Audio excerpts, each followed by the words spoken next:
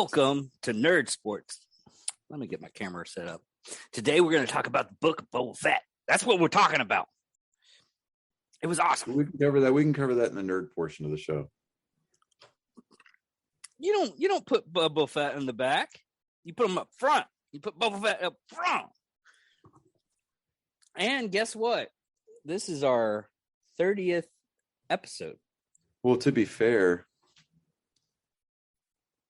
I mean, sports. Mace Windu did put his dad's head in the corner. That's true. Actually, it was an arena, so he put him in one of the circles. See, it's how you keep a blonde in suspense. Tell him to go pee in the corner. Or you confuse a blonde. You put him tell him to go pee in the corner. Then they confuse the hell out of you by showing the corner to you. Yeah. Okay, I can see that. All right, so like I said, we will get to the Book of Boba Fett here in just a minute. But our picks, you were saying our picks weren't that great. Oh, yeah, no, I'll get to our NFL picks in just a minute. I want to talk about the World Series. I called, at the beginning of the World Series, I said the Braves were going to win in 6, right? Yeah. The Braves had a chance to clinch at home for the very first time last night during Game 5. Pitching kind of shit the bed there. AJ Minter, who's from Tyler, Texas, came in to pitch for the Braves, and he was pitching to Martin Maldonado, who was quite possibly the worst offensive catcher in the history of the game. And the guy didn't even pick the bat up off his shoulders, and he walked him, walking in the go-ahead run because the game was tied at that point. I mean, Adam Duvall hit a first-inning grand slam for the Braves, and the Braves couldn't hold a 4-0 lead. So I mean, credit to the Astros. They didn't roll over or anything like that. They and we've got people leaving as I'm trying to talk. Go on, go away. Are you in a hotel room? No. Oh. No. I'm at my girlfriend's house. Oh, okay. Yeah, no, I don't arrive to the sprawling metropolis there known as the great city of Boston until Wednesday. But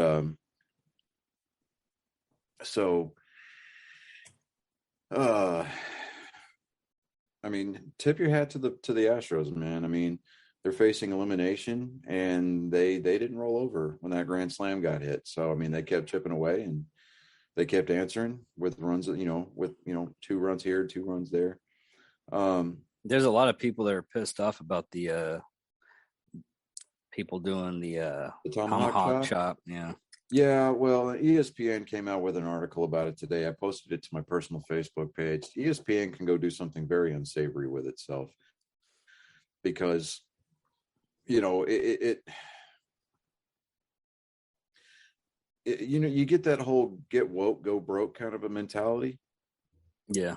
And, people are going to just start to tune you out after a while. I mean, these same people that are now saying that everything is racist, hell, breathing is apparently racist, math is racist,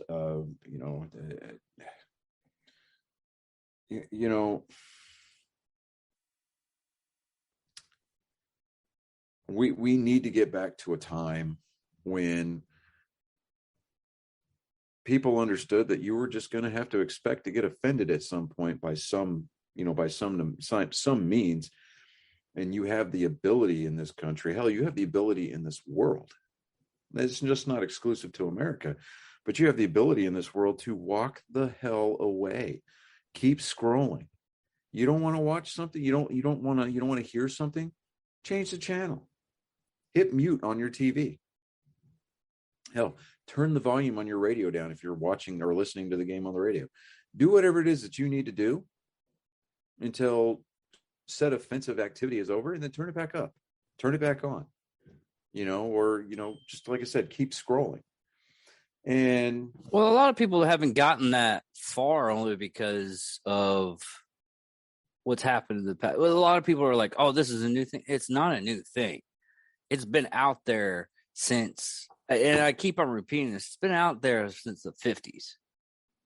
Yeah, I Since, mean, since the what was the it was, man, I've been blanking out a lot of times today. So I don't know if it's I'm tired or whatever, but that whole witch hunt they did in the 50s. What was it? McCarthy. oh, the Red Scare. Yeah. Well, no, it was the McCarthy era Yeah, the Red stuff. Scare. Yeah, it was also called the Red If you Scare. were even suspected of being a communist, you were paraded out in front of a Senate congressional hearing, and you were blacklisted from everything. That's writers and all kinds of stuff, but it just got so ridiculous to the point to where there are innocent people that are getting shafted really bad. Yeah, They just gotta people have to understand in this country we have freedoms. We can be assholes and be, but we're just putting it out there. yeah.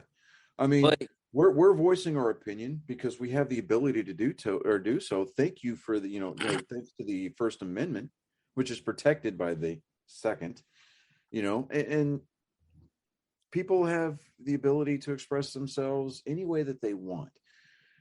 It's like the whole Dave Chappelle thing, right? Where he made a comment during his special called The Closer, this newest one that came out on Netflix. I don't know if you've had a chance to watch it or not. yeah, I was one that told you, asked you if you watched it beforehand. But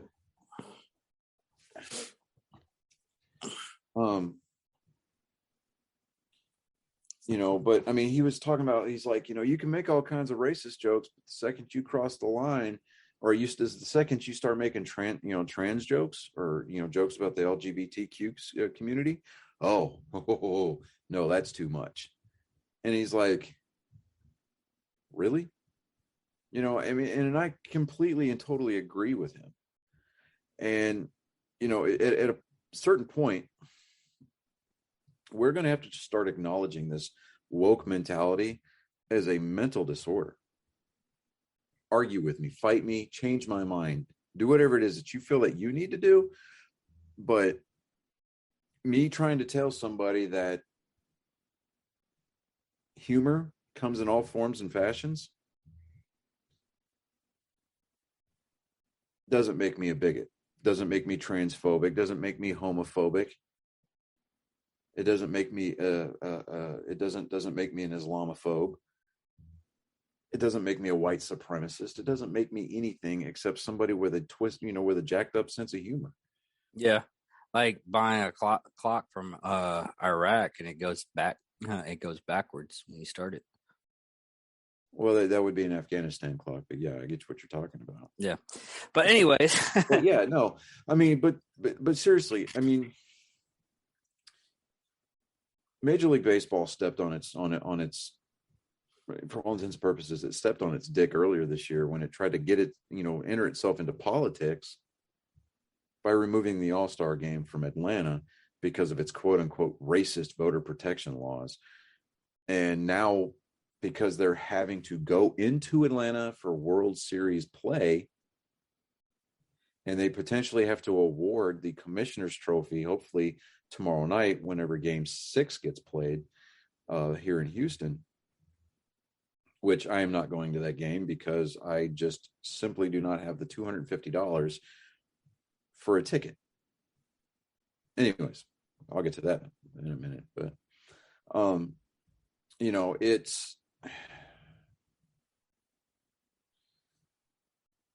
it's ridiculous, man. It shows weakness. I mean, you're a corporate for all intents and purposes, Major League Baseball's front office is a corporate entity. That's it. They're a governing body for 30 Major League Baseball clubs to participate in an organized and then ultimately bracketed postseason schedule. And that's it. That's their job, to govern the sport of baseball. That's it. Nothing more, nothing less. Anything past that, shut up and get out of the way. You're not qualified to speak on politics. You're not qualified to speak on most social issues because you want to talk about removed and disillusioned? That is the front office. They sit in their offices high above, high above the street noise in New York City, and they make decisions based on what they feel is best for the game, as opposed to listening to the voices of the people who pay for their salaries, i.e. you and me as a fan, who put our butts into seats, spending hard-earned money to attend these games. And it's like, it's going off on deaf ears, really. yeah, I mean, they don't listen to the fans. They don't listen to the owners.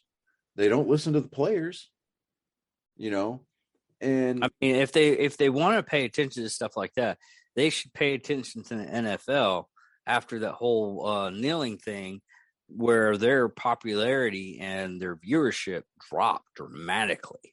oh yeah, when dudes started taking a knee for during the national anthem, viewership, I mean, their ratings plummeted. I mean, it went straight through the floor, and they lost millions of dollars that year in revenue because people just weren't tuning into the games. People weren't going to the games.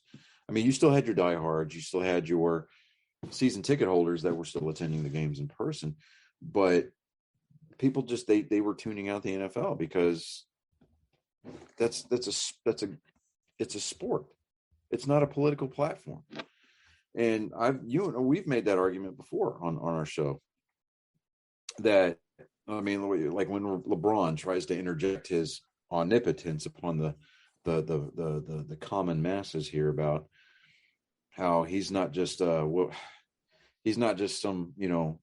puppet to, I forget what his exact words were, but he his job is not to just dribble a ball. Well, no, that is in fact your actual job, is to dribble a basketball and play a game.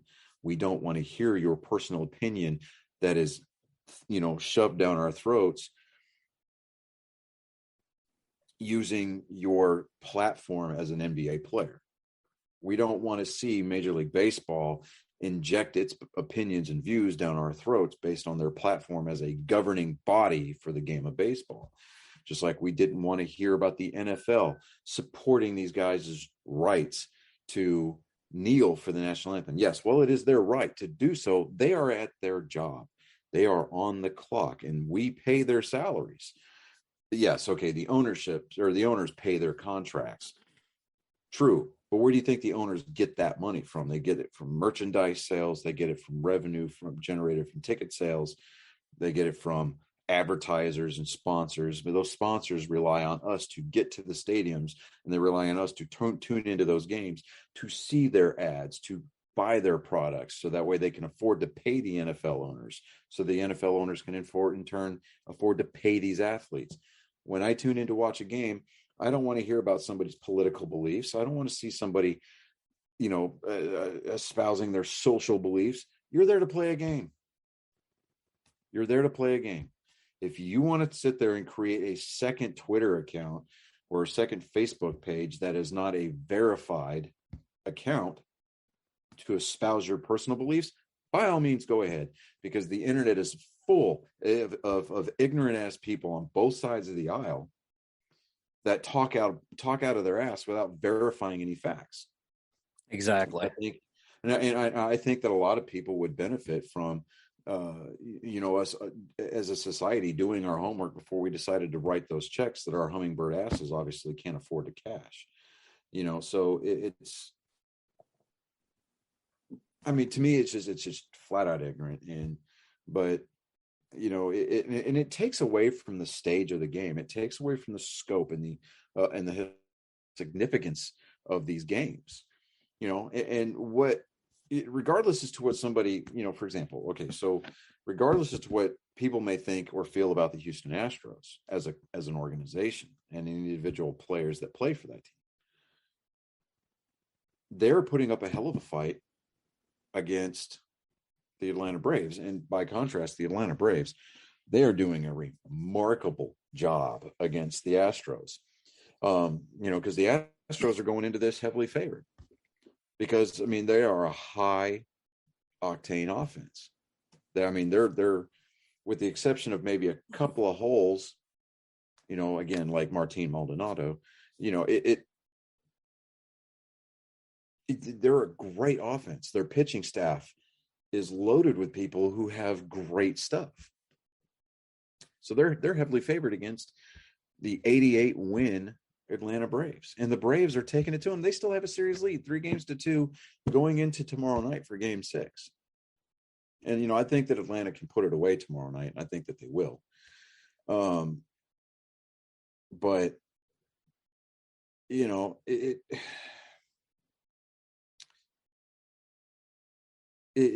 political ramblings of these governing bodies and the people who are involved with playing the sport, it takes away from the game itself. It really does. I mean, if you want to be known and you want to be seen, do it with your skill as an athlete. Set yourself apart that way, the way that we used to, versus jumping on some bandwagon platform that you have absolutely no knowledge of, or what knowledge that you think you have is being fed to you via a very biased media that is regurgitating the talking points of whatever political affiliation that you happen to be a part of. And I'm tired of it, man. I really am.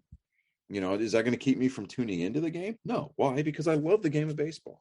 I'm romantic about the game of baseball. I think I've made that abundantly clear. But, getting back to, the World Series, man, I mean, there's so many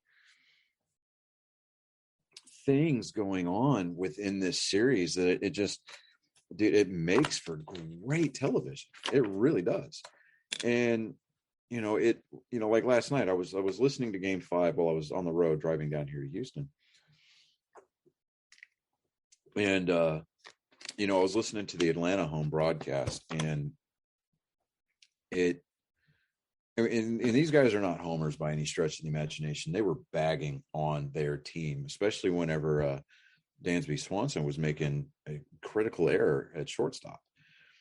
And so, I'm just like sitting there going, it's entertaining to me.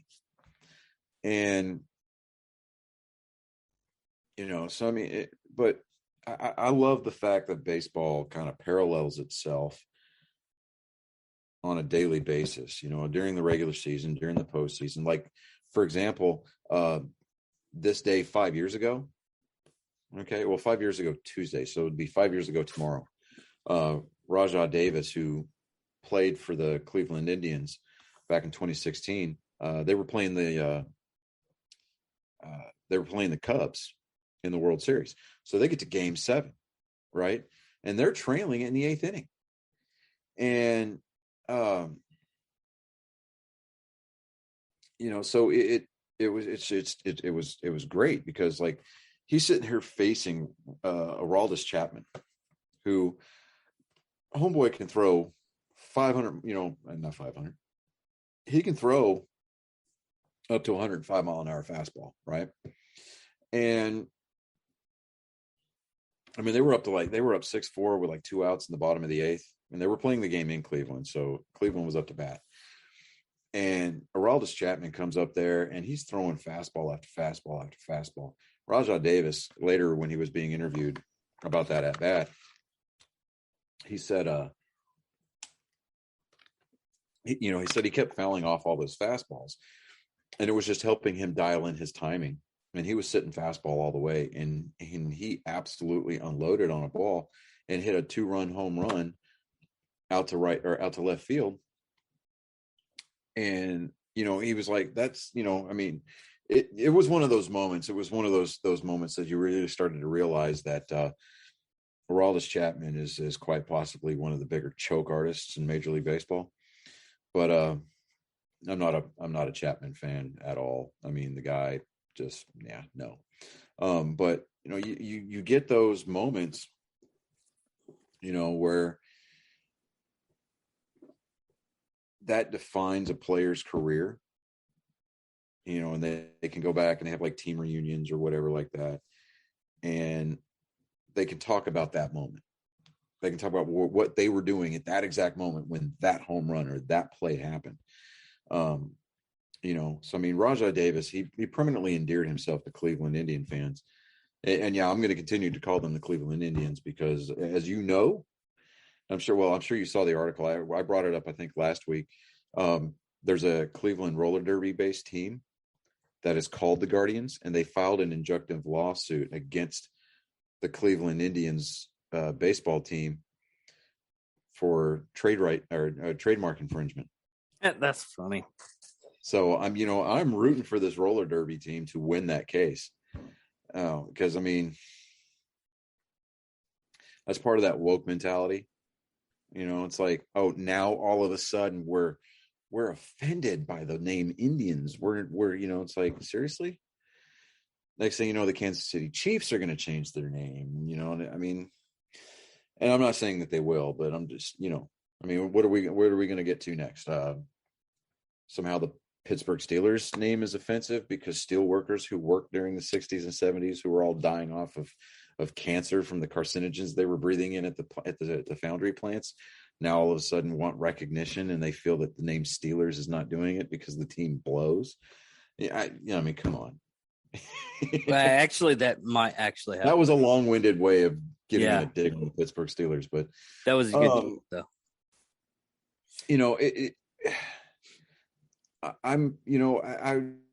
I was invested in this postseason for baseball because the Red Sox were in it all the way up to game 6 of the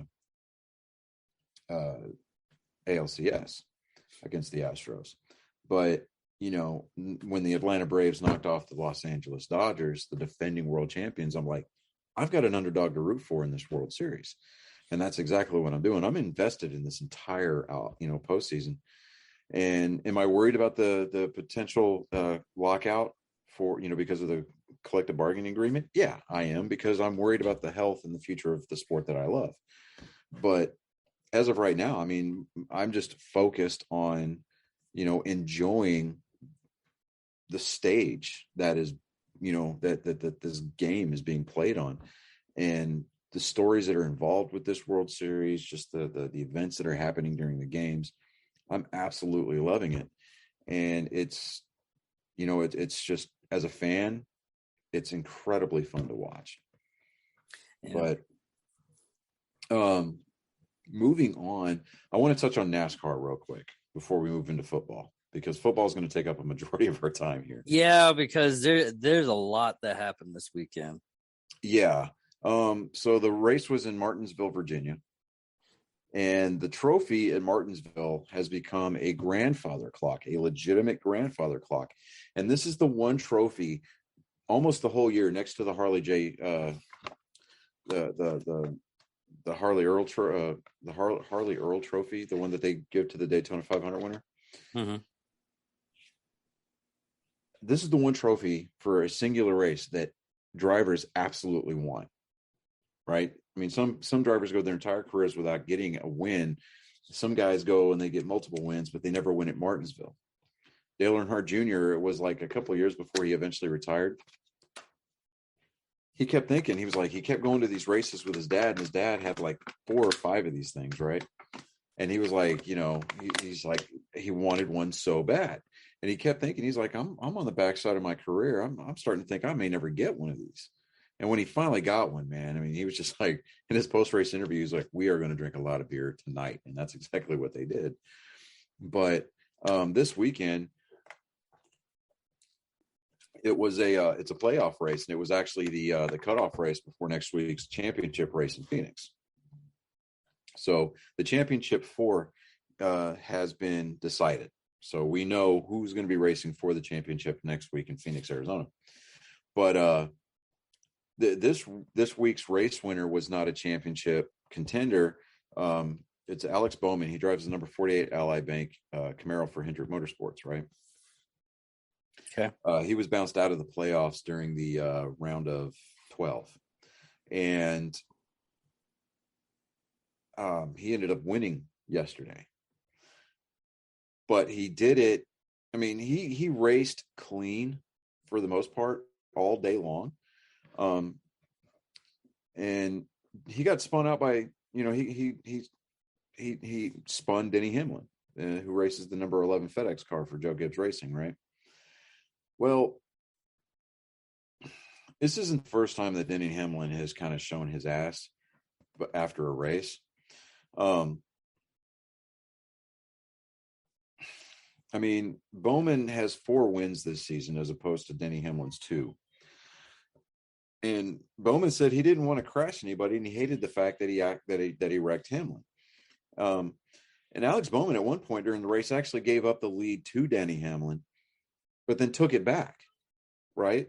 Gave up the lead, let Denny Hamlin pass him, only to pass him back, right? Because, you know, at the time, Denny Hamlin had the faster car, but Bowman got the advantage on him, put together a couple of really great runs, and had his momentum carry him through corners, and he made passes. He said, I literally gave up the lead at Martinsville. He's been on the other side of that. He's crashed guys here for wins. He crashed Chase Elliott back when Chase Elliott was a rookie running the number 24 Napa Auto Parts car for Hendrick Motorsports, right? So, you know, the fact that Denny Hamlin has no problem putting the bumper on people, but you do it to him, oh God, it's like the world ended, and all of a sudden you're a no-talent driver. Alex Bowman said, you know, he's like, I just got into the turn, got loose underneath him, and it spun him out. Oh, wow. And, you know, he goes, regardless, we got a friggin' grandfather clock, and it's pretty special. He said, I've struggled here for a long time. I was trying to get the flag, do a backwards victory lap, which is what Mark Martin used to do. And, you know, he's like, Mark Martin is, you know, like his hero, you know. But it's so. Well, I'm actually looking at these. It's a different design. The grandfather clock is actually a different design per year. Yeah. I mean, it's a unique one-off that this grandfather clock produces for this race. But you know, so I mean, Denny Hamlin, he gets in there and he drops an F-bomb on live TV.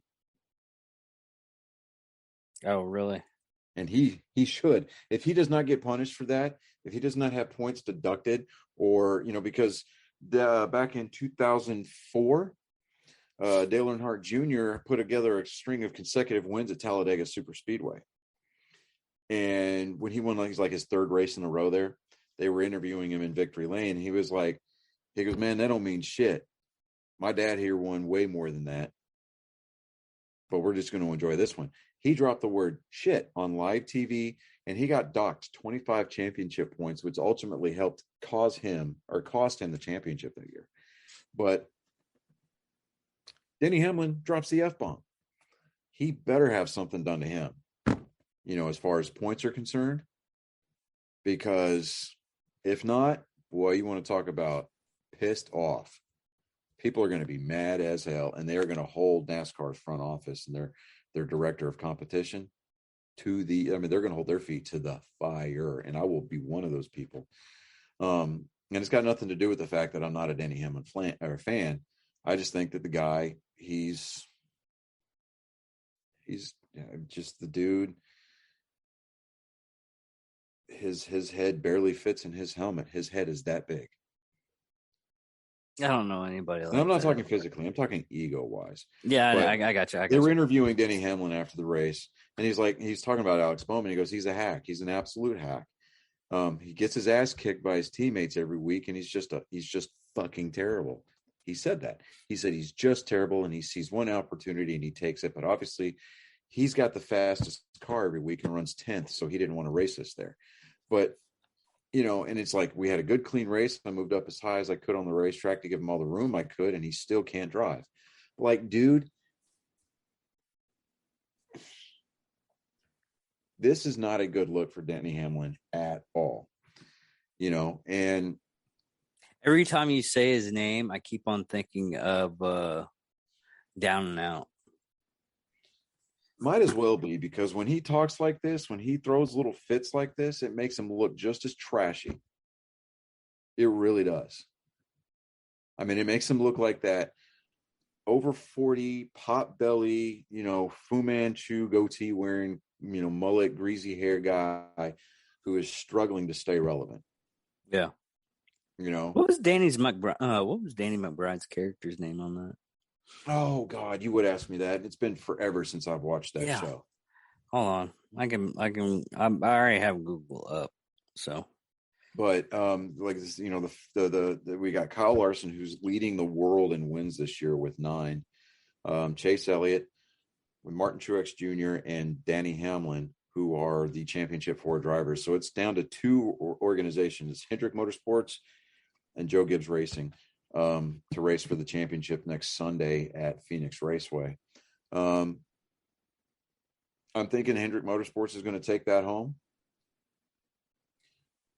Just because, like, Chase Elliott won there last year when he clinched his first championship.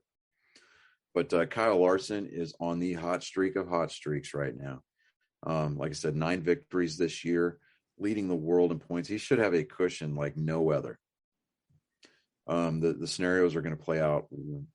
The scenarios are going to change during the race as drivers swap positions, or it's gonna come down. Ultimately, it's going to be who wins that race, and I think it's going to be between Kyle Larson and Chase Elliott. They're going to be fighting it out to find out who wins that race and ultimately who wins the championship. Kenny Powers. That's right. It is Kenny Powers. Yeah. But I mean, a lot of these other drivers that have like made a name for themselves as being just absolute whiny crybabies, like Kyle Busch, he's settled himself down. Brad Keselowski used to have a big mouth. He settled himself down. Kurt Busch, I mean, that guy was constantly getting himself sideways with other drivers in the garage. He is now one of the respected veterans in the garage. You got Denny Hamlin, who consistently comes up runner-up, it seems like, almost yearly on these championship races. And he lets his temper get a hold of him, because when Alex Bowman tried to do his victory burnout right there at the start-finish line, Denny Hamlin, instead of going to pit road to have his car inspected like he was supposed to, goes over and blocks Alex Bowman's car to keep him from doing a burnout. Well, that's just being a little bitch. Yeah, and you could, on the radio, Denny Hamlin's crew chief was like, think bigger picture, back off. And it wasn't until then that Denny Hamlin decided to put it in reverse and park his ass on pit road like he was supposed to. So, I mean, the fact that he went after the race winner after the race was over in his car and then drops an F-bomb on pit road during his media interview right there. I mean, those are actions detrimental to stock car racing. That should warrant a points deduction. I mean, they're not going to disqualify him from the championship 4 because, that would just create all kinds of hate and discontent. And NASCAR's trying to become above that, but they do need to assess him at least some kind of penalty, whether it's a 5-point penalty or a 10-point penalty. I mean, the F-bomb alone, dude, should be worth 35, 40 points. I mean, yeah, you made it to the final 4, but unless you win this race with a couple of stages, it's not going to matter. They should at least, I mean, 45 to 50 points. I mean, I think the most points that you can win during the course of a race is like 41 or 42 points, something like that, right? I mean, they need to basically dock him worth a race worth of points. Yeah, you made it to the final 4. Awesome. But it doesn't matter what you do. You're not going to win. You're not going to become the champion this year. And I think that the governing body needs to step in and say, hey, look, you're going to have this done to you. And it's going to set an example. We're going to set a precedent for people who are going to have their tempers flare out the way that you had them do, and then run your mouth the way that you did on national TV. Make our sport look bad? No, sir. We've got every inch that you described this just sounds like Kenny Powers. Yeah, I mean, it's just ridiculous. I mean, we've already seen a moped and a fanny pack. There you go. Yeah, and dreadlocks. Yeah, that's right. Kenny Powers did have dreadlocks at one point, didn't he? Yeah. But but now we're moving on to our dreadful picks for week 8. I'm glad you're picking and I'm not. Oh, Basically, dude. we could have a dartboard of teams, and me just throwing the arrow, the dart at the freaking board would probably be the same Yeah. way. So I'm going to start with the Thursday night game, Green Bay against the Cardinals. I had You didn't Arizona call that picked to one. win the game. I thought you No, had Green Bay. no, I did. I Hold on, let me pull up our Let me stuff. pull up our Facebook post. If I picked that game correctly, I'm going to be so surprised. Oh, and I was talking to people. They're like, "Oh, you do picks of the week?" I was like, "Yeah, we do picks of the week, but you have to watch the show and find out why." And then that's the benefit of watching the show, is actually getting a reason why we did we say something on our Facebook, even though most of the stuff. Now you had Arizona over Green Bay. Yeah, okay. I had Arizona over Green Bay. So that was a 3-point loss right there. That was horrible. The Jets beat the Bengals. I had that going the other way. I did pick Tennessee over Indianapolis, so I got a win there. Yeah. Interesting note about the Tennessee game going forward into next week. Tennessee running back Derrick Henry has a broken foot, so he's going to have surgery to replace the bone to repair the bone in his foot. And they signed Adrian Peterson, 36-year-old Adrian Peterson, to the practice squad for the Titans. They're going to elevate him to the active roster, and he's going to try to work himself into that offense. So that'll be interesting to watch. I had the Rams. Why does that name sound so familiar? Adrian Peterson used to play running back for the Oklahoma Sooners, and then he was drafted by the Minnesota Vikings, where he played a majority of his career. He was the guy that a while back he kind of dropped out of football after he was outed for beating his kid with a stick. Oh, okay. Yeah. I had the Rams over Houston, so I got that one right. I had the Browns beating the Steelers. Steelers beat the Browns 15-10. And I expected this one to be I expected this one to be my loss for the week. I picked the Lions to get their first win of the season over the Eagles. The Eagles actually showed up and played football this week. They beat the Lions 44-6. And it was the largest margin of victory on the road since week 10 of 1981 for Philadelphia. But they had to do it against the winless Lions. Go figure. I had San Francisco over Chicago, so I picked that one correctly. I said that Atlanta was going to beat Carolina. Carolina actually beat the Falcons, so I was wrong on that one. I had Buffalo over Miami. Buffalo beat Miami 26-11. Each of the last 12 wins by Buffalo have been by 10 or more points. And that's the longest streak since the 98-99 Rams, when Kurt Warner was the quarterback, I believe, for them. No, that was the season before Kurt Warner. I had the Chargers beating New England. New England, is a shocker, came back and won that game 27-24. And, interestingly enough, this is the 6th straight game that the Patriots have beaten the Chargers. So there's that. I had Seattle over Jacksonville. Seattle beat them 31-7. I had I had Washington over Denver, and Denver beat Washington 17-10. Washington is now 4-13 versus non-divisional opponents since 2020. Damn. I had the Buccaneers beating New Orleans, and the New Orleans Saints figured it out, and they beat the Buccaneers 36-27. Now, Brady did surpass Drew Brees for the most games with 4 or more touchdown passes since 1950. Brees held the mark at 37. Brady's got it now for 38. And then I had Dallas over Minnesota. And this was the one pick that I was kind of leery about, because when I made the pick, Dak Prescott was scheduled to start that game. And so when Dak Prescott was announced as being out for that game because of his calf injury, they wanted to rest him an extra day or two. They inserted their backup quarterback,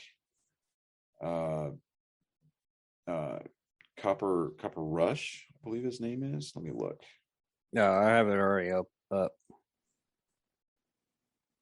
I had it already up. I was looking at that Dex Prescott or Adrian. Yeah, Cooper Rush.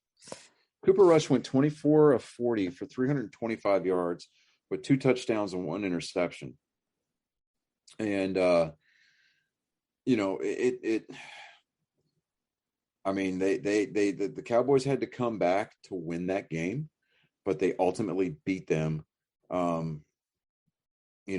in regulation. So 20-16. So you got to hand it, man, to the Cowboys. I mean, these dudes are. I mean, I think I think it's time to. Here we are going in from week 8 to going into week 9. It's time to legitimately recognize the Cowboys as a serious contender for the NFC title. I mean, really.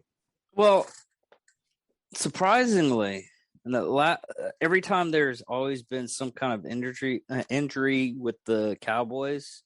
Yeah. For at least the quarterback, they actually, when they switch over the quarterbacks, there's only been like a couple of instances, but they usually do quite well. It's strange. Yeah. I mean, and here, this is one of those stupid little factoids. Cooper Rush's rushing touchdown, or Cooper Rush's pass to Amari Cooper is in the fourth quarter, was the first touchdown, passing touchdown in NFL history where the passer's first name and receiver's last name were an exact match. Wow, that. All right. I mean, I was like, they will come up with a stat for anything these days, and I think it's hilarious. Yeah. I was like, wait a minute, who the fuck cares? Right, exactly. Kirk Cousins, the quarterback for the Vikings, he had a 65.7 completion percentage. He threw for 184 yards, 1 touchdown, no interceptions. He had an 88.3 passer rating, where Cooper Rush comes in off the bench, first NFL start, gets a 92.2% passer rating, and I'm just sitting there going, wow. And Dallas even had a missed field goal. Go figure. It was like during the first quarter, a 14 play drive. It started on the Dallas 25. They went 50 yards, took 6 minutes and 30 seconds off the clock, and it resulted in a missed field goal. It just, it's just, there's an incredible amount of missed kicks this year, from extra points all the way, to field goals. And it might be I just don't know I don't know if it's one of those ebb and flow kind of a things, but I really, it might be a conspiracy because the kickers want more money. Well, they need to go about it a different way. Let's just put it that way. All right, so let me pull up a notepad here real quick. Yeah, you got your picks for week 9. Yeah, that's one thing. That's one thing I wanted, because it was this weekend. Hold on.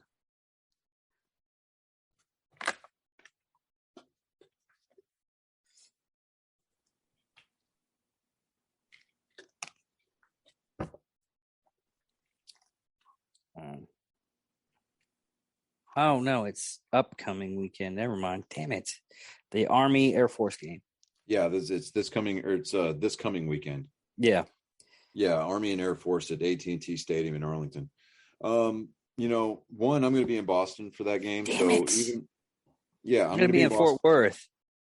Yeah, well, neither one of us would have been able to afford those tickets anyway because they priced out normal guys like us. They're basically treating it like an alumni reunion for both schools. That's crap. Yeah, so I mean, it's plus. I mean, plus the fact that Jerry Jones is needing to pay for the donated time for this game. I don't know, man. It's anyway. So all right, so we're gonna start with our Thursday night game. It's gonna be the Jets at the Colts. I'm gonna take. I'm gonna take the Colts over the Jets. And then we're moving into Sunday. So Sunday, there's going to be the Falcons playing, or Atlanta playing at New Orleans. I'm going to take the Saints. Saints over the Falcons. What about the Raider? Okay. I'm getting there. Okay. Slow your roll. Pump the brakes there, Thanos. Denver's going to be playing at Dallas. I'm going to take Dallas over Denver.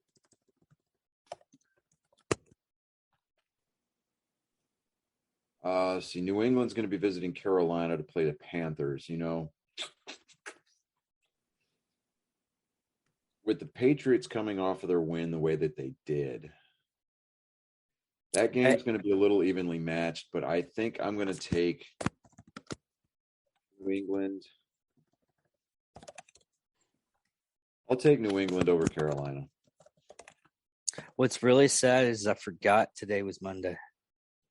Because I'm looking at the week 9 of how many people are the teams that are going against and everything like that, and I scrolled up and I was like New York Giants and the Chiefs. I was like, fuck, is it Thursday already? Did I fuck up somewhere?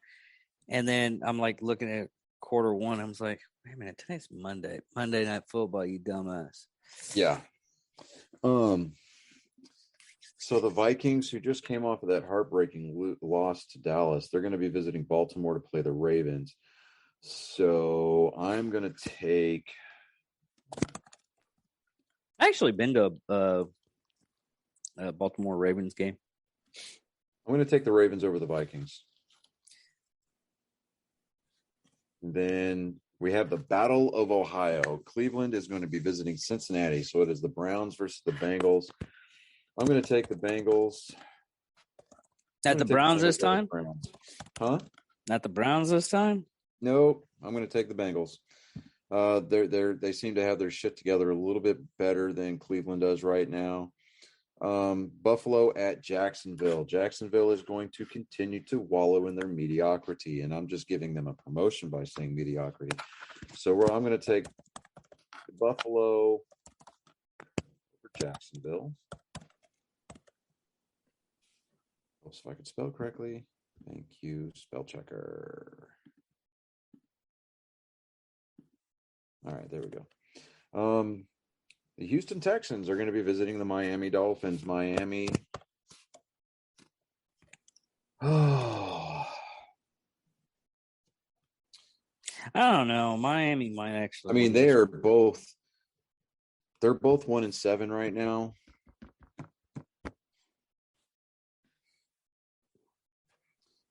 You know what? I'm going to give the people in Houston something to root for because they're going to be wallowing in a World Series loss. So I'm going to take the Texans over the Dolphins. I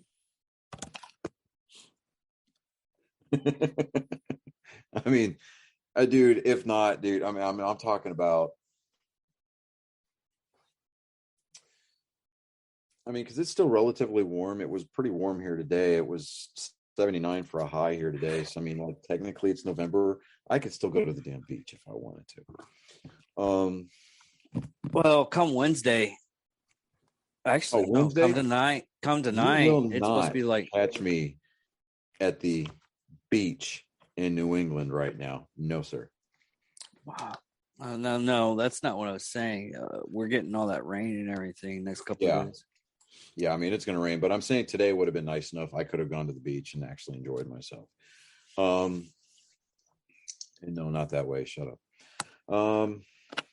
5-2 Raiders are going to be visiting New York to play the Giants. I'm going to take the Raiders. Giants. Chargers are going to be at Philadelphia. Let me see here. Actually, Chargers have a pretty good team this year. They do. Which is why I picked them to win over New England. But I mean, they still put up I think it was like a good fight. Points. You know what? Yeah, I'm going to take the Chargers over the Eagles. Packers are going to be visiting the Chiefs. This will be Patrick Mahomes' first game back since the concussion. Well, actually, no, that's tonight. He's playing tonight. You know what? No, I'm taking the Packers over the Chiefs. I don't know, because already so far in the first quarter, they already got like one touchdown. So, well, it's just New York Giants. Yeah, it's the Giants. The Arizona Cardinals against the San Francisco 49ers. Now, whatever miscommunication that Kyler Murray had with his receiving core the other night that resulted in their loss, I think they're going to get that hammered out in practice, and they're going to have one of those coming to Jesus meetings, like pull your head out of your ass when I throw the fucking ball at you. Yeah. I'm going to take. I think I'm going to take Arizona on this one. Our friend might be a little bit upset at you on that one. Well, you know what? He's a diehard 49ers fan. He has his thing out of his front yard that it basically. This is going to be the portion of the show where I piss off the LGBT community. Does he have a rainbow sticker on the back of his car? That you have a good point there, but no, he doesn't like the Cowboys. Oh, then that's all it is. He's just an anti-cowboy guy, so he's going to pick somebody. It just see that logic. No, he really loves the 49ers. He okay, all right. Well, he met. Well, who was that? Who's going to watch this episode? So, to that particular person, I'm addressing you, sir. Yes, I am knife handing you through the camera. Okay. I know that you probably don't have a rainbow sticker on the back of your car. And if you did incline that way, that's none of my business. I don't care. I mean, it is what it is, right? So there we go. If you want to come at me, David can provide you with my personal Facebook inbox information. Do with that information as you please. Otherwise, have a Coke and a smile and shut the fuck up. Okay, so he would actually love this, but he doesn't listen. So now the Titans are going to be visiting the Rams. I'm going to take the Rams on that one. I don't know. Look, man, here's the thing. Derrick Henry's out. Adrian Peterson's going to be coming back, and you know that this dude is not fast anymore. He's not going to possess the ball handling skills that he needs. His vision, his field vision, his football IQ may be up there, but it has been forever since he's taken a live game speed snap. And so I don't expect Tennessee to do a whole lot. Their secondary may be able to keep up with their receiving core, but the Rams are going to try to establish a running game because the Titans won't be able to. And that is it. It's going to be a close game. I think that the Titans will give them a run for their money. They'll come up a field goal short. I'll just say that. Yeah, it would it will be a very, very tight game on that one. Yeah. And so our prime time contest of mediocrity is going to be Chicago on Monday night going to Pittsburgh. I will take the Steelers over the Bears. Did the Bears lose any players from last year? Oh, dude, it's practically brand new team. It's practically a new team. Teams that are on a bye week this week are the Lions. Because let's face it, when you're 0-8, the last thing that you need to have is a week off to sit there and further stew in the fact that you absolutely blow nuts. So if you are a fan of this show, listen to the show, stumble across this show by accident, whatever, and you know anybody that plays for the Detroit Lions, call in and check on your buddy, because they're possibly not in a good place this week. They're definitely not. I think they're trying to get that contender spot to get the first draft. Yeah, they're tanking, and I think at this point they're tanking, because they're looking for that first overall draft pick. But the Detroit, Seattle, Tampa Bay, and Washington all have bye weeks this week.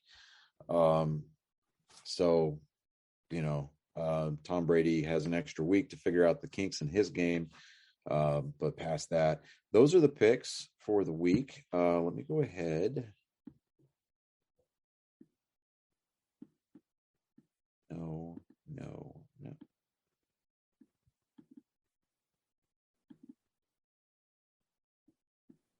All right.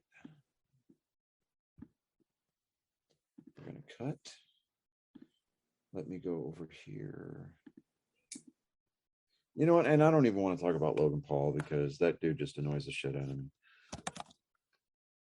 No. We're going to go to Facebook.com. Yes, Facebook, not Meta, because that's just... They haven't changed it yet. It's like, I'm not going to ever call it Meta. Did you go, hey, did you see my Meta post? I'm like, dude, that's just, no. That just sounds weird. Me exercising my First Amendment rights to call you whatever the hell I want. All right.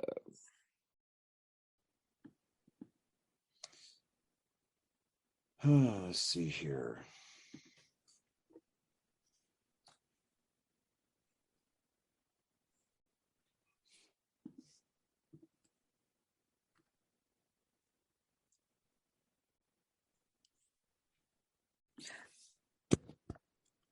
Oh my God. Really? What? He wants to fight Mike Tyson. Yeah, even if it was an exhibition, dude, I want Mike Tyson to hit this guy so hard that his ancestors feel it. Dude, I want his disappointed mother to wake up in the middle of the night on fight night with a pain in her chest. No, let me back up. With a pain in her head that is throbbing. And then she realizes her son just got knocked back to the Stone Age. I mean, really, like, you want him to get punched. I want Mike Tyson to present his mother. This is my hot take, okay? I want Mike Tyson to hit him so hard that he presents his mother, that Mike Tyson presents Paul's mother with an opportunity to re-raise her son, so that way he does not grow up to be an insufferable dickhead. That's it. I could see that. I still think it would be so funny that he knocks him so hard, but he knocks him back into the uterus.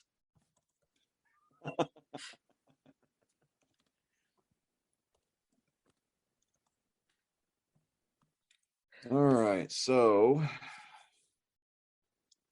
our week 9. Our week 9 picks are posting, and there we are, just now. So there we go. Week 9 picks are on the board. Let's see if I can fare a little bit better this week than I did last week. Last week was just, God, last week I felt like the Jets. I was able to actually string a couple of things together, but at the end of the day, ended up walking out of the locker room feeling like a member of the Detroit Lions.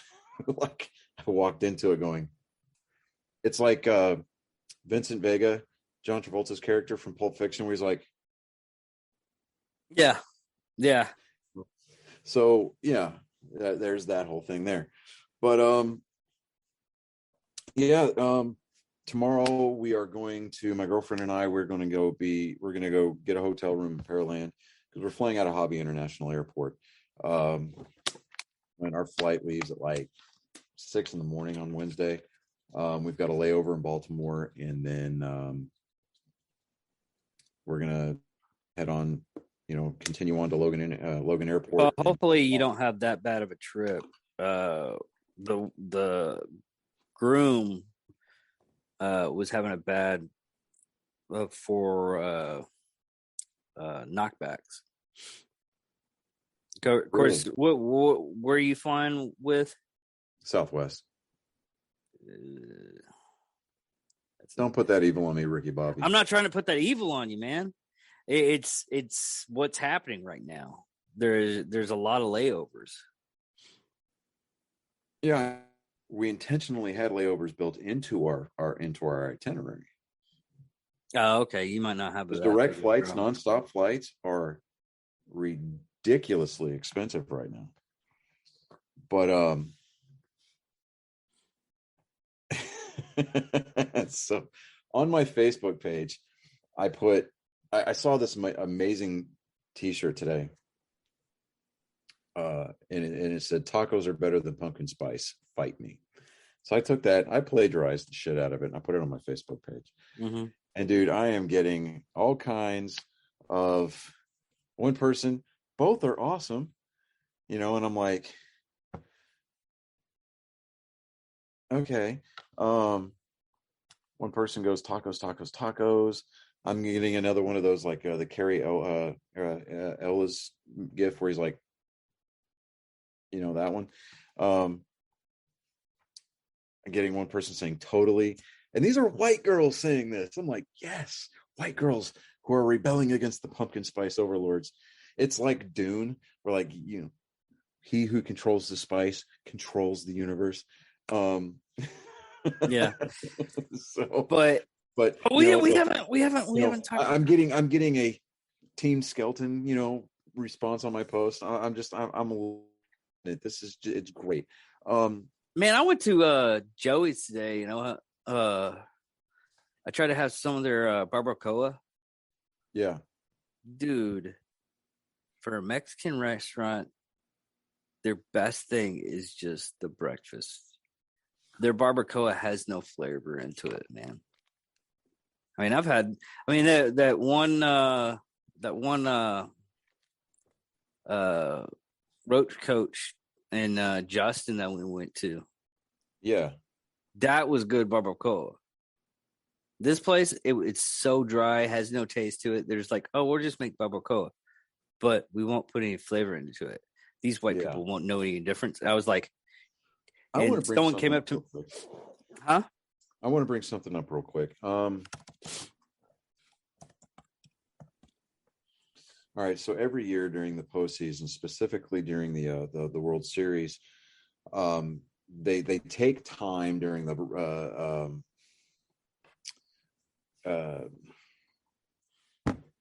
broadcast, the TV broadcast, to do this stand up to cancer thing, right? Yeah. Jerry Remy, who is a longtime broadcaster and former player in the major leagues. Oh yeah, he died yesterday. And he's been a fixture in the Red Sox television booth and radio booth at some points since 1988. He grew up a Red Sox fan, dreamt of playing for the Red Sox, and did.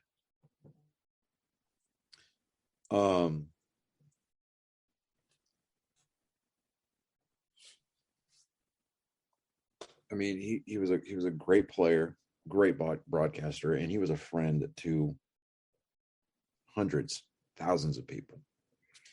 And he'll be missed, and he really will. He really kind of just he connected with a lot of people on their radio broadcast, and the Red Sox brought him out for the ceremonial first pitch during that wild card game against the Yankees. And he was going through cancer treatment at that time. And it was actually like his second or third round battling cancer. And, you know, I mean, it baseball as a whole really lost somebody when Jerry Remy died. And it was lung cancer. So, you know, and there's a broadcaster. He now does television games for the San Diego Padres, but he goes by the name of Don Orsillo. And he, for the longest time, was in the television booth on NESN, which is the New England Sports Network, calling Red Sox games with Jerry Remy. And these two were a pair. They called games together for 19, 20 years, 21 years. Okay. Don Orsillo put out in a tweet dated yesterday, "Thank you for 21 years of friendship. I am nowhere today without you. You showed me the right Major League Baseball way. I know I will text you 3 times a day. Still, I am lost. Rest in peace, Rem."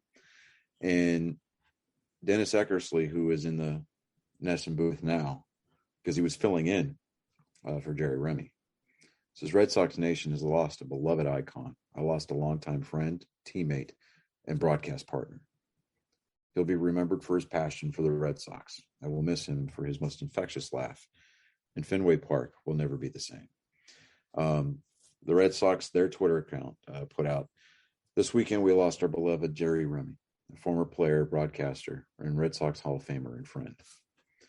For over 40 years, the Rem Dog captured the hearts of Red Sox Nation. Our thoughts and countless memories are with Jerry's wife, Phoebe, and their family, and our friends at NESN."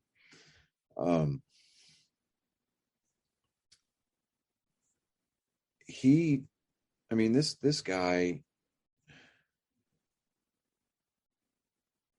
Joe Buck even took time. I don't know. Let me see if I can get this to play. Tell me if you can hear this. Well, Boston Red Sox, their enormous fan base, and the rest of the baseball world mourn the passing of Jerry Remy, who last night lost his long battle, 13 years to battle with cancer. Nicknamed the Rem Dog, he embodied every aspect of being a core part of Red Sox Nation. He grew up in Somerset, Massachusetts, an hour drive south of Fenway, dreaming of someday playing in that storied ballpark for his hometown team. Had a 3-year stint to begin his career with the Angels. Real good second baseman. Named to the 78 All-Star game for the Red Sox. As Maton deals. Strike one on Duvall. 2 key late-inning hits in that infamous one-game playoff that year against the Yankees in 78. Knee problems curtailed that playing career in the mid-'80s. He joined the Red Sox broadcasting crew in 1988. Was a force in the booth all the years since. He would have turned 69 next week. There's a strike into Adam Duvall. He's underway in the bottom of the 6th inning. If Red Sox Nation had an emperor, the Rem Dog would be him. For Joe Buck to take his time to recognize a regional broadcaster on national TV, that speaks volumes as to the kind of force that Jerry Remy was. His unique New England accent in the booth. This guy lived and breathed everything Red Sox. And when I read it, when the news broke. I mean, it affected me because I've been fortunate enough when I had the MLB premium package where you could watch games out of market. Mm-hmm.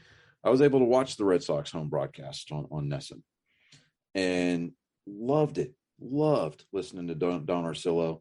Loved listening to Jerry Remy. I mean, I love the radio broadcasts on WEEI, the radio or Boston Sports Radio up there, listening to Joe Castiglione and Will Fleming. But Jerry Remy, he really brought an intangible quality to the broadcast. I mean, he was just a knucklehead like the rest of us, but you know, he got to do what millions of fans have wanted to do. You know, he got to play for his home team, and he got to call games for his home team. He never left the organization. Yeah. And his passion was baseball, and that's what he always wanted to do, and that's all he wanted to talk about. Exactly. I mean, he'll never, ever, ever be replaced. And I don't really think that people want to replace Jerry Remy, because those shoes, I mean, honestly, those shoes are too large to fill. And there is a petition started. It's on change.org. I signed it today. I also contributed $20 towards, you know, the advertisement of that petition. But it used to be called Yawkey Way, which is the street that runs out in front of Fenway Park. It was changed to Jersey Street. But now there's a petition to change Jersey Street to Jerry Remy Way. And I would highly suggest, when I signed it, there was 1,345 out of the 1,500 needed signatures. Go out there on Facebook, find it. Go to change.org and find the petition. Sign it. Contribute to the cause. I mean, because if there was any one individual that was deserving to have a street named for him, especially in you know, outside of the, you know, our beloved ballpark, you know, America's most beloved ballpark, you know, it would be Jerry Remy.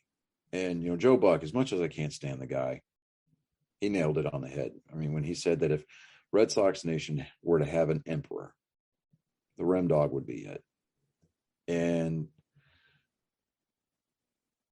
you know, so, I mean, there's a lot of things that are going to be missing next year. I mean, the play on the field is going to be the play on the field, and the team's going to do what the team needs to do.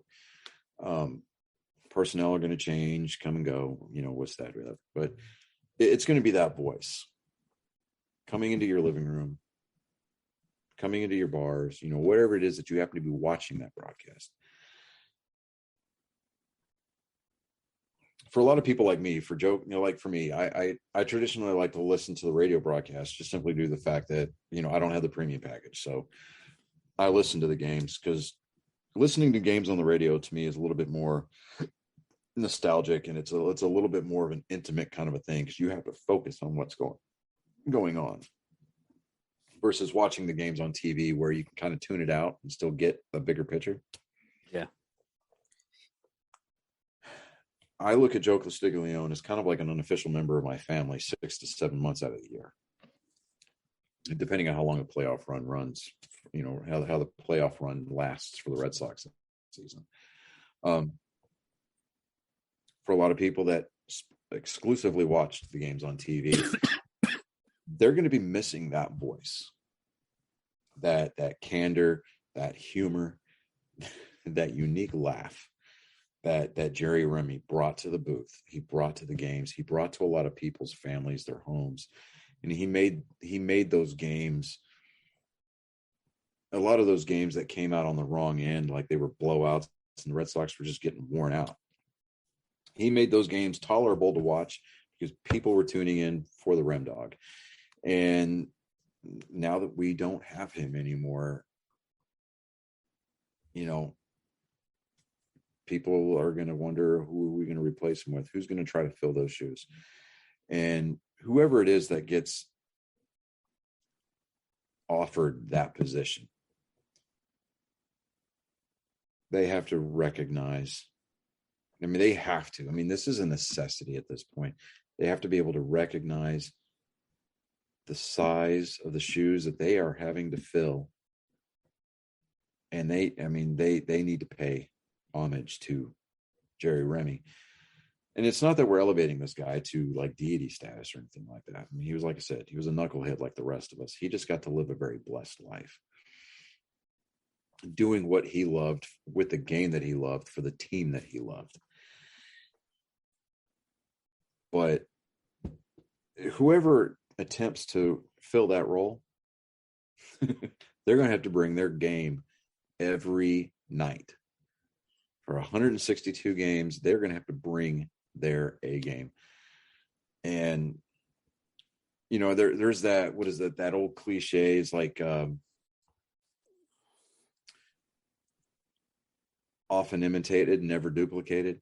Yeah. Something like that. Yeah. I mean, that's good. That's exactly what it's going to be. And it's going to be interesting this week going up to Boston and spending time around Fenway and going into Fenway on Thursday to see how many references to Jerry Remy there's going to be. And I'm going to take as many photos as I possibly can while I'm up there. Not only just the Fenway trip, but just the surrounding areas like Cambridge, Salem, Plymouth, the North Bay, stuff like that. But it's going to be interesting to see how many pictures of Jerry Remy are going to be up all over town. And I mean, I'm looking forward to the trip, but I'm also looking forward to being able to kind of go and, you know, pay my respects in my own way to Jerry Remy while I'm there. So, yeah. So, I mean, there's that. I hate trying to end the show on a somber note like that, but it's well, no, because we still have to talk about the book of Boba Fett or Boba Fett. But I saw how you rolled your eyes a little bit there. You were like, "Oh, really? Oh, okay. Now I can participate in the show." But yeah, it's going to be fun. I'm looking forward to it, and yeah. So that being said, I yield the floor to the senator from Wichita Falls. Dude, it looks so freaking awesome, though. The book of Boba Fett. Mm-hmm. But I like the.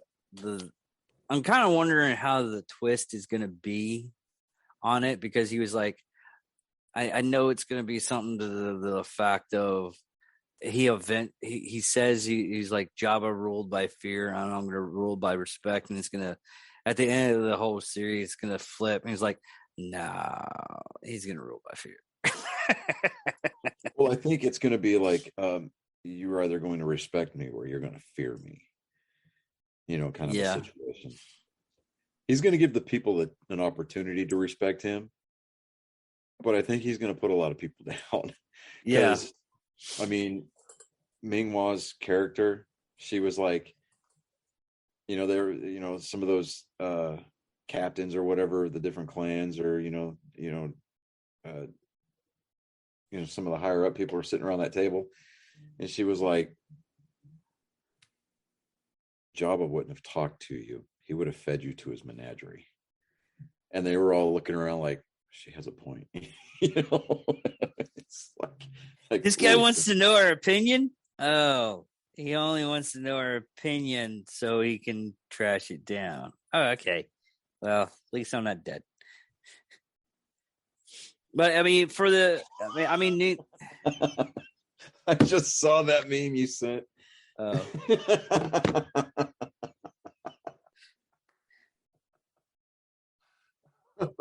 Did I post? If that's the first time you post, no, it just hit the one about the meat lovers pizza. Yeah, it just means I didn't post. No, I haven't posted. I posted it in our group, but I haven't posted it in our.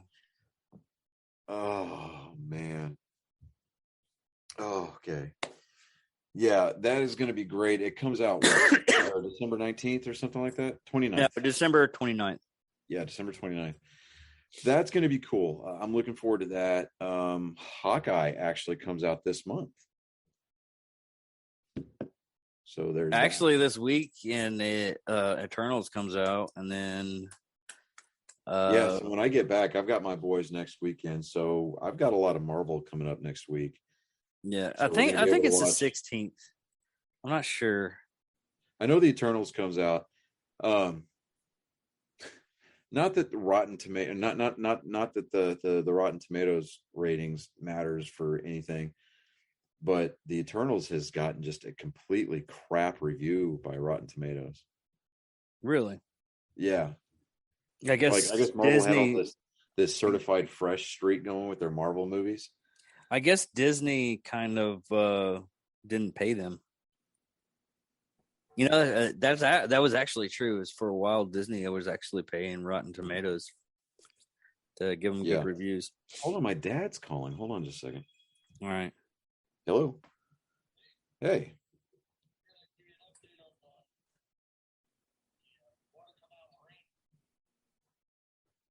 Yeah.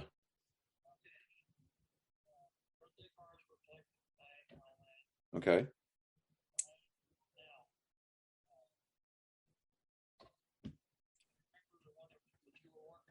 Yeah.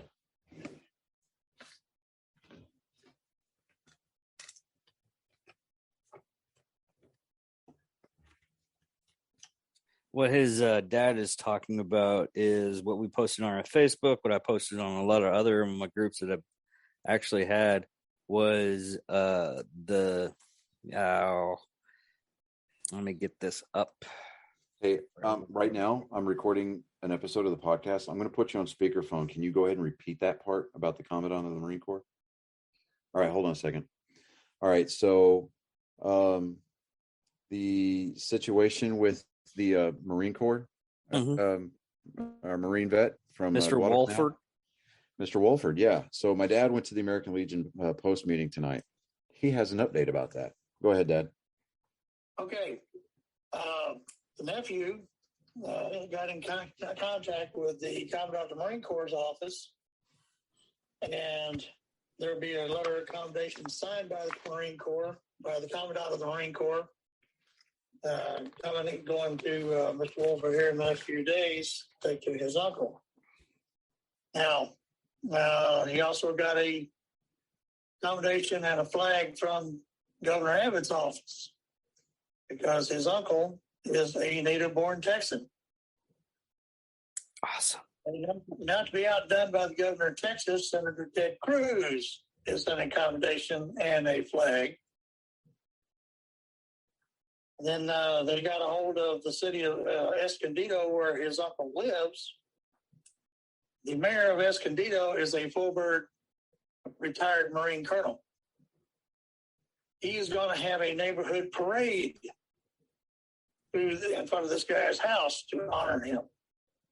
Police, first responders, fire department, all that. Then, not to be outdone by the mayor of Escondido, the commanding officer, Camp Pendleton, is sending a contingent of Marines to march in that parade and render honors. So this thing is taking on a life of its own. That is badass. Like, I got goosebumps on that one. I did too. It's pretty bad that both of us get goosebumps on this. Fuck. That is cool. And I just posted it. I just posted it like this weekend. The Escondido is that based on just the fact that it was sanctioned by the American Legion post, specifically Post 169, Wichita Falls, this is how this is all taking place. So that's awesome. Well, hey, let me wrap up this episode and I'll give you a call back here in a minute, okay? Okay. All right, later. That is awesome. That's cool. When did y'all's Legion posted that stuff? Well, I put the word out last month at the post meeting to have everybody tell everybody to buy birthday cards for this guy. They collected all the birthday cards tonight and handed it to Mr. Richardson tonight, the nephew of the Marine. Yeah. And he's going to be flying to California to spend his uncle or spend his. I could have dropped that off. I already mailed mine. I mailed mine like today. Well, no, it's fine. You mailed yours. Great. Awesome. But Jim Richardson is taking just a load of birthday cards to this guy. That's awesome. So I was worried about that because I put it in a DB post, Veteran Affairs post, and Band of Bravos, which that's probably around about each group is about 100,000 people in there. Yeah, but I mean, the fact that a contingent of Marines is going to march in this parade, stop in front of Homeboy's house, and salute him. Yeah. That is out fucking standing. Give Marines a bunch of shit for being a bunch of crayon eaters, all we want. But I tell you what, when it comes to honoring their own, the Marine Corps does that shit right. Yeah, I know. That is freaking awesome. So it's like that post I posted. It's like, what organization helps the mentally handicapped and blah blah blah? I was like, the Special Olympics? No, the answer we're looking for is the Marine Corps.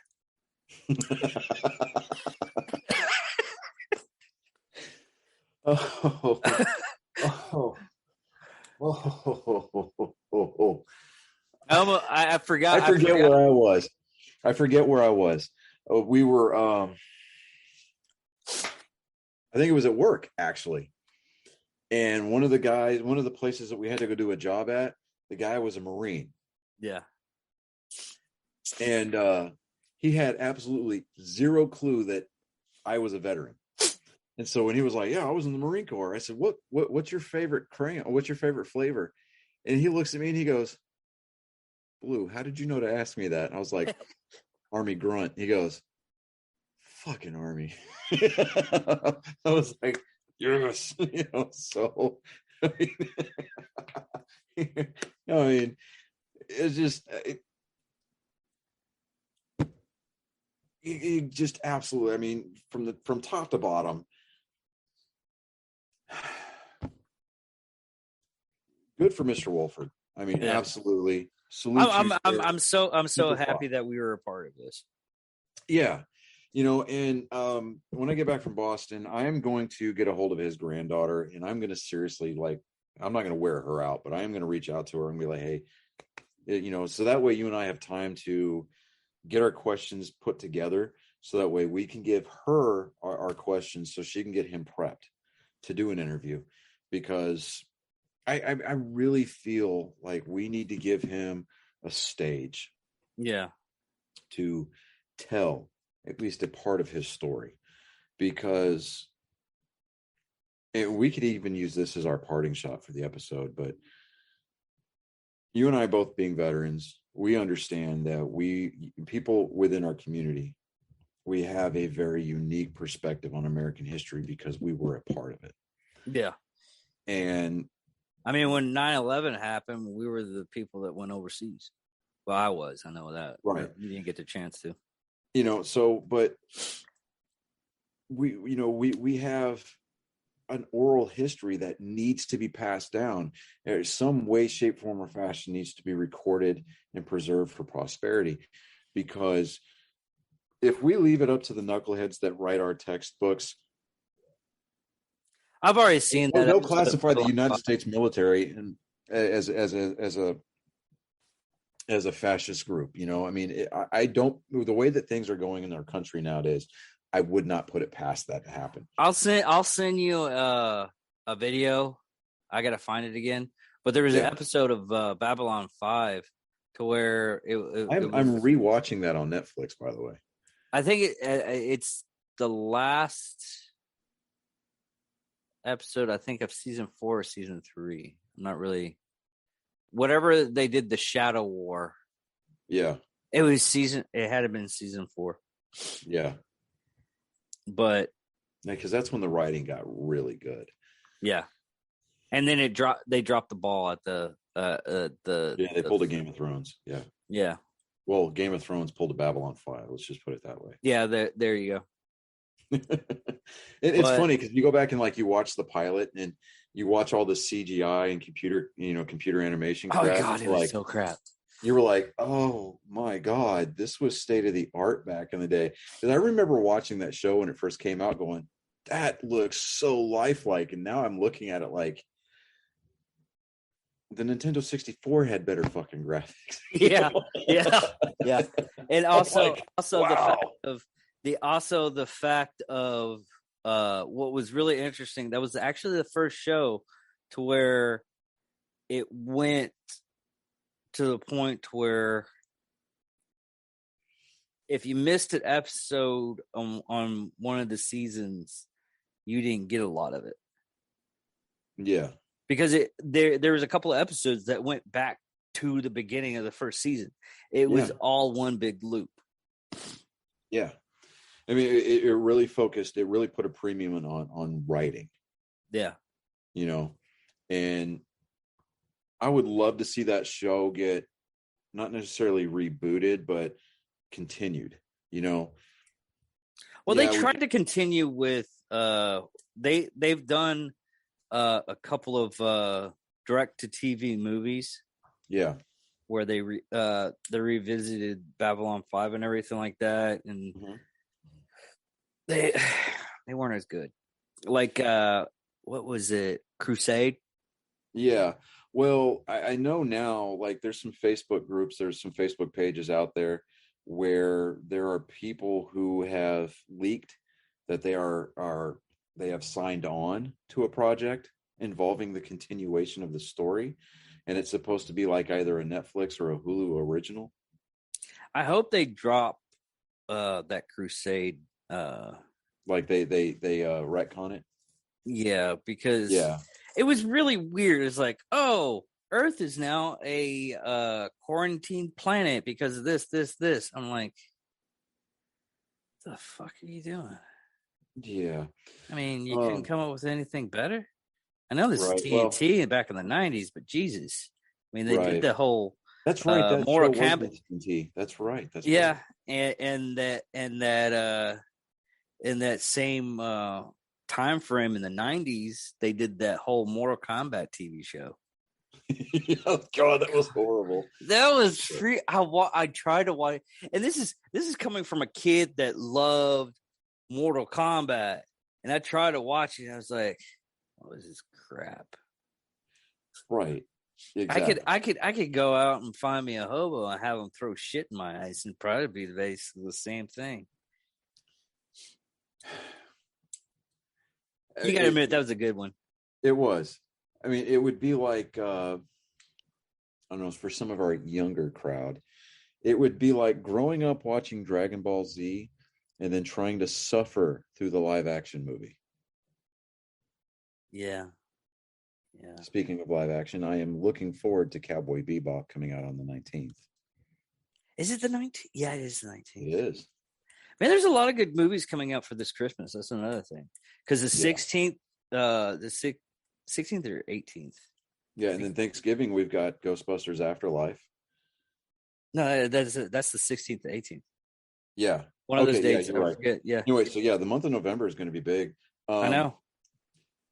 Have you heard, or let me look this up? It was the 18th because my birthday's on the 14th, and it takes a week for them to do that stuff. So 4 more days, so it would be out on that Thursday would be Ghostbusters. Yeah.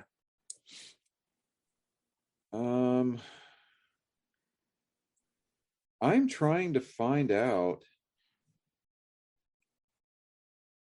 what the freaking release date for Top Gun Maverick is going to be this summer. I think it's going to be in July next year. Yeah. Okay. Because there was some confusion because they were like, "Oh, it's going to be out in the holidays," and it's like they keep pushing it back because they're looking at the Marvel schedule and they know that they can't compete, so they're looking for that dead spot between Marvel releases. And I'm like, is there a dead spot nowadays? between Disney Plus and theatrical releases? No, I don't think there is. But there, like Christmas, there's going to be a shit ton of great movies coming out. We got Spider-Man. Yeah. We have what was the Spider-Man? What was the other thing that we wanted to watch going out Christmas? Fuck. Yeah, well, but I'm going to get off here because I'm hungry and I want to go eat dinner. And I actually want to converse with people and hang out and do normal adult things before. What do you consider normal?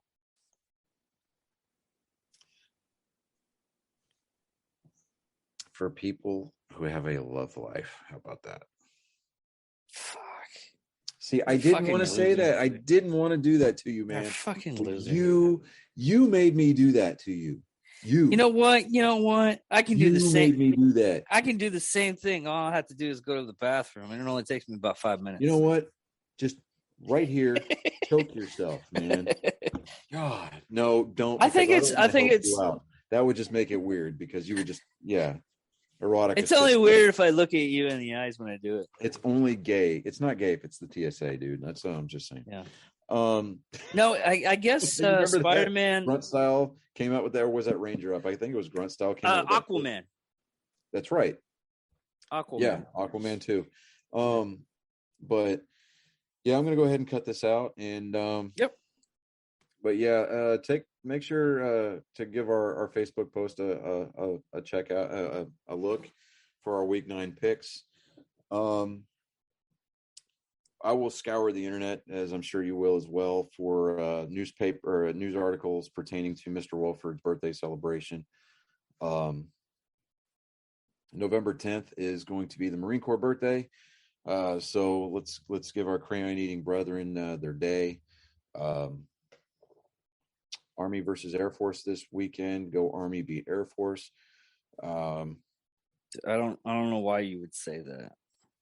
We've already beat the Navy. It had nothing to do with the fact that you're Air Force and that Air Force has already beat Navy. So we need to beat you in order to have an opportunity to retain the Commander-in-Chief. I don't think that's real. I mean, you know what? Since you're the lower of the species, here we go. The higher up there, I'll go ahead and let you have your fantasy. But when reality hits you, so when reality comes crashing down on either one of us, you know what? You don't want to go here with me because trust me, I can out asshole you all day long. No, that's impossible because you're not going to be willing to go as far as I will. Well, the only reason, at the risk of pissing off our LGBTQ, listeners,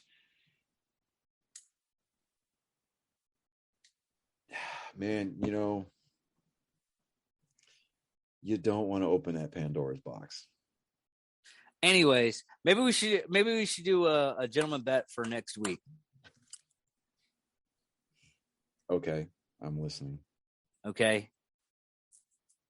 If Army wins, whoever wins, the other person has to dress up as a clown for the next episode 31. With Halloween just having concluded and Spirit Halloween is closing their doors for another year, you're going to be hard pressed to find a clown outfit. You know what? I'll pick it up from Walmart tonight. They got shit on clearance. I'm so glad that you're investing so seriously in your future. I am. I really want to see you do this.